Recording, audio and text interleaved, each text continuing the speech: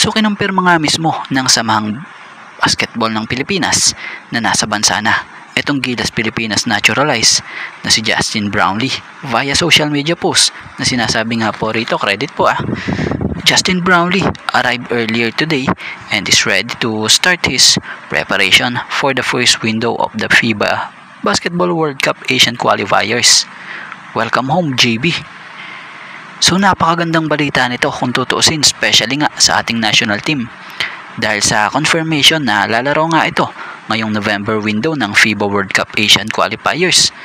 So dahil nga dito, possible nangangahulugang makapaglaro din ito sa December para naman sa gaganapin na SEA Games sa Thailand, kung saan makakasama niya nga naman dito ang coach or head coach na si Coach Norman Black at iba pang mga bigating mga players. So legit na legit talaga dahil ultimo itong sobrang close na si Ginebra Boys Ball Ballers kay JB nagpost na rin ay makikita na video nito ang pagsundo niya sa nasabing player. So credit po kay Sir Ginebra Boys Ball Ballers. Subscribe nyo po siya sa kanyang YouTube channel. Legit po yan. So for sure, maraming fans ang matutuwa dahil mukhang nakaka-recover na si JB sa pneumonia na siyang sakit na unang napabalita, kaya hindi ito nakapaglaro sa EASL para sa team ng Meralco Bolts. So sana doon sa mga bashers at ibang fans, maintindihan nyo yung sitwasyon at naging sitwasyon ni Justin Brownlee dahil tao din naman yan at may nararamdaman. Kumbaga, hindi sa lahat ng pagkakataon pwede siya. Pero ang kagandahan sa kanya ngayon, kahit medyo parang namayat siya, mukha namang okay na siya at nakaka-recover na talaga. So maasa pa nga din ang Meralco Bolts para kay naturalized player Justin Brownlee na makapagsusuot ito ng jersey ng Meralco Bolts sa Disyembre. Batay nga sa nasambit ng Bolts team manager, Brownlee's availability will depend on his recovery from pneumonia and his workload with Gilas Pilipinas. But the organization is encouraged now that he is back in the country. So yun, ang maganda. Naintindihan naman ng kampo ng Meralco Bolts itong nangyayari at nangyayari sa mga lalaroan ni JB, especially nga sa ating national team. Ang kagandahan din dito, umaasa pa nga rin sila na makakalaro pa rin sa kanila itong si Justin Brownlee. Lalo pat, we have one more game left in December, itong Meralco.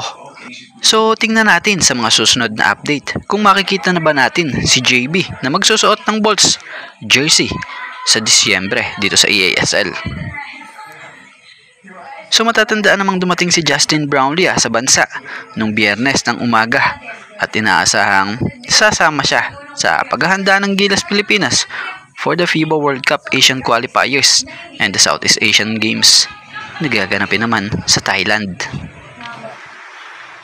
So legit na nasa bansa na nga talaga itong Gilas Pilipinas naturalized na si Justin Brownlee matapos mag-upload si Juan Gomez Del Llano ng photo nito sa kanyang IG kung saan kasama nga nito sa litrato itong si Justin Brownlee.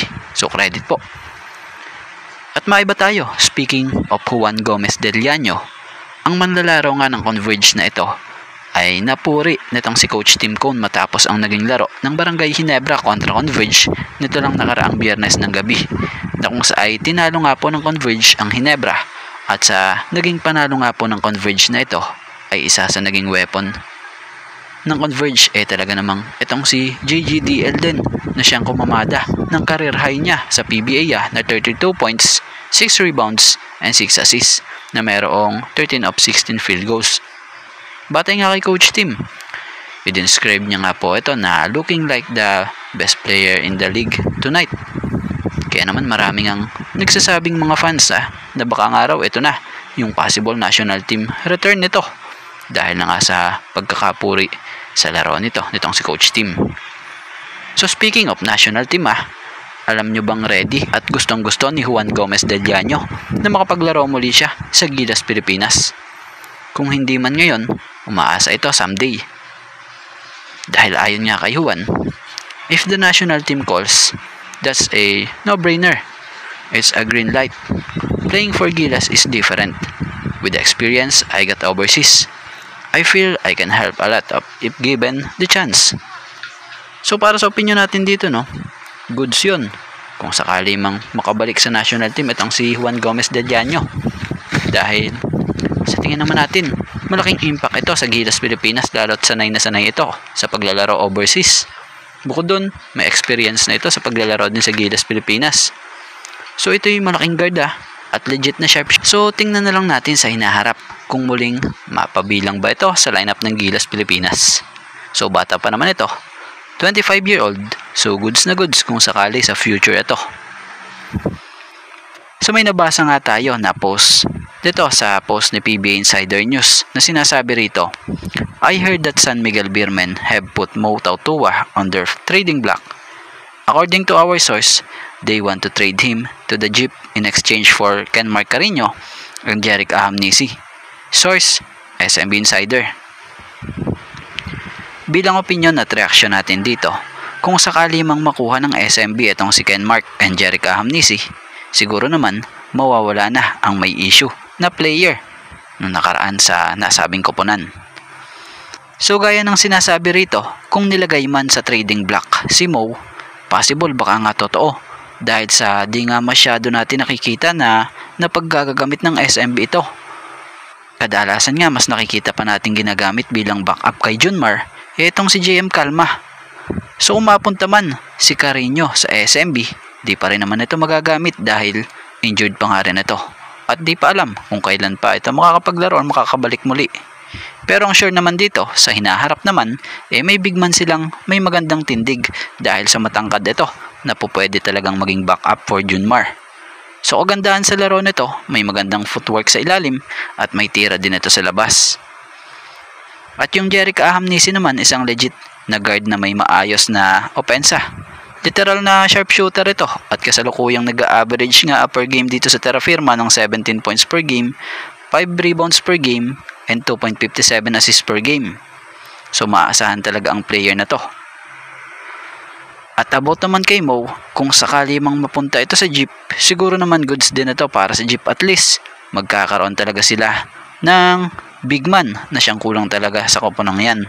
Bukod pa doon alam ng head coach ng Jeep kung paano maglaro itong si Mo Tautua dahil dati rin pang magka-teammate itong si Tubid and Tautua nung nasa SMB pa sila. So si Mo, isang veterano na talaga namang maaasahan pa. So kung titingnan mo yung laro ni Mo, talagang walang tapon. Malakas pa talaga. Malakas sa ilalim, may shooting perimeter, maging sa 3-point area. So yan lang naman opinion natin batay sa nabasa natin ito. So lilinawin lang po natin wala pa namang trade na nangyayari. Kumbaga, nagbigay lamang tayo ng kaunting reaction at opinion. Pero ano ang opinion nyo? Kung halimbawa mang mangyari, fair trade ba ito? At bago nga ang lahat, baka naman po pwedeng makahingi ng isang subscription para sa ating channel or paki-follow na rin po kung nagustuhan nyo ang ating mga basketball update. At kung ito na may makakabigat para sa inyo, kahit isang like and share na lamang po. Maraming salamat po.